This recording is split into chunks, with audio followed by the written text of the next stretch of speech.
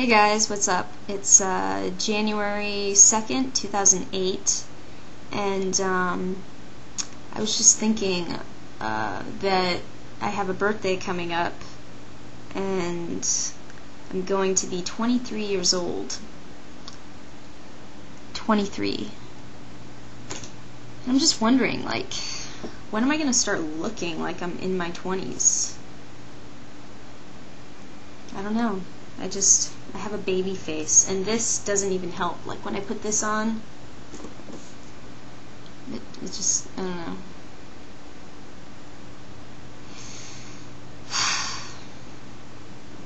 Anyway, the purpose of this video actually has nothing to do with my age, but kind of has something to do with age in general.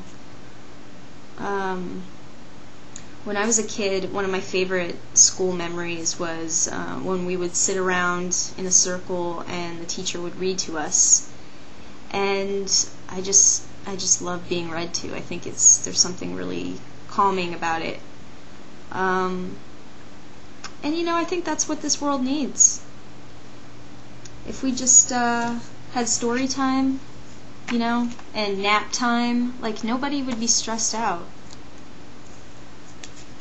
So anyway, this book is called And Tango Makes Three, and it is a book given to me as a Christmas gift from a friend of my family, and it's about two gay penguins that fall in love at the zoo, and they have a child, not in the conventional way, but I think it's really cute, even though it's probably banned in every children's bookstore.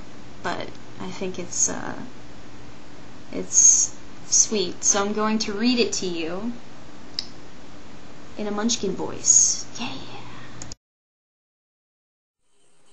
In the middle of New York City, there is a great big park called Central Park.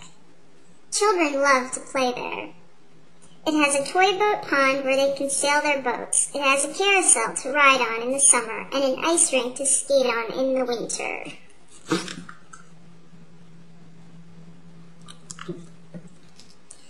Best of all, it has its very own zoo. Every day, families of all kinds go to visit the animals that live there.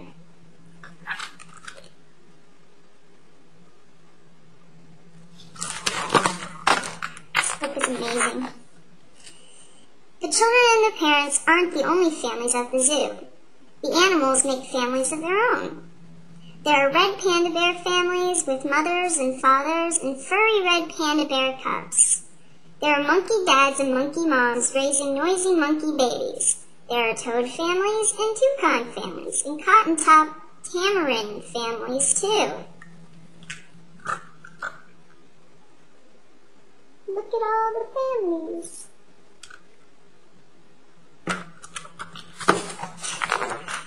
And in the penguin house, there are penguin families. Every year at the same time, the girl penguins start noticing the boy penguins. And the boy penguins start noticing the girls. When the right girl and the right boy find each other, they become a couple. Two penguins in the penguin house were a little bit different. One was named Roy, and the other was named Silo. Roy and Silo were both boys, but they did everything together. They bowed to each other and walked together. They sang to each other and swam together. Wherever Roy went, Silo went too.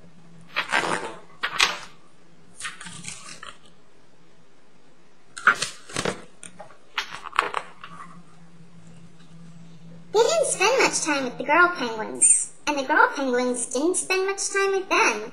Instead, Roy and Silo wound their necks around each other. Their keeper, Mr. Gramsay, noticed the two penguins and thought to himself, they must be in love. Roy and Silo watched how the other penguins made a home, so they built a nest of stones for themselves. Every night, Roy and Silo slept there together, just like other penguin couples. And every morning, Roy and Silo woke up together. But one day, Roy and Silo saw that the other couples could do something they could not. The mama penguin would lay an egg. She and the papa penguin would take turns keeping the egg warm until finally it would hatch. And then there was a baby penguin.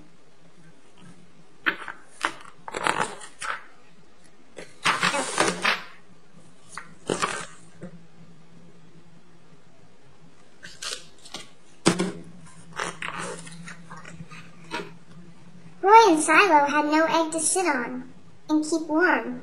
They had no baby chick to feed and cuddle and love. Their nest was nice, but it was a little empty. One day, Roy found something that looked like what other penguins were hatching, and he brought it to their nest. It was only a rock, but Silo carefully sat on it.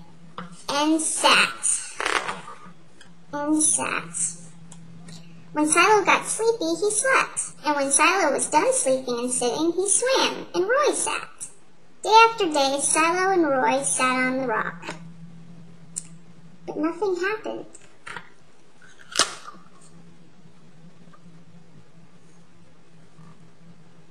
Little brains.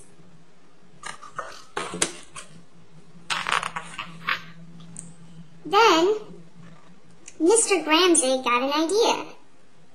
He found an egg that needed to be cared for, and he brought it to Roy and Silo's nest. Roy and Silo knew just what to do.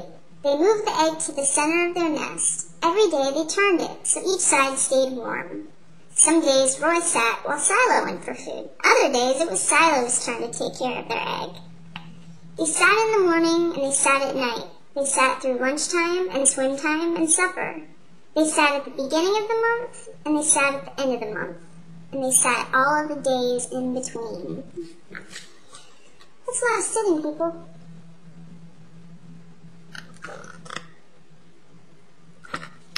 Until one day, they heard a sound coming from inside their egg.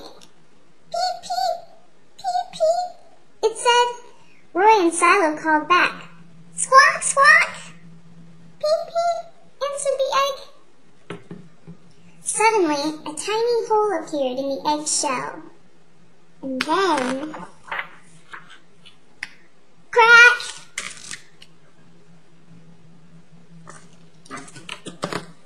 Out came their very own baby. She had fuzzy white feathers and a funny black beak. Now Roy and Silo were fathers. We'll call her Tango, Mr. Gramsay decided, because it takes two to make a tango. Roy and Silo taught Tango how to sing for them when she was hungry. They fed her food from their beaks. They snuggled her in their nest at night. Tango was the very first penguin in the zoo to have two daddies. Soon, Tango grew strong enough to leave the nest. Roy and Silo took her for a swim, just like all the other penguin families. And all the children who came to the zoo could see Tango and her two fathers playing in the penguin house with the other penguins. Hooray, Roy! Hooray, Silo! Welcome, Tango, they cheered. At night, the three penguins returned to their nest. There they snuggled together, and like all the other penguins in the penguin house, and all the other animals in the zoo, and all the families in the big city around them, they went to sleep.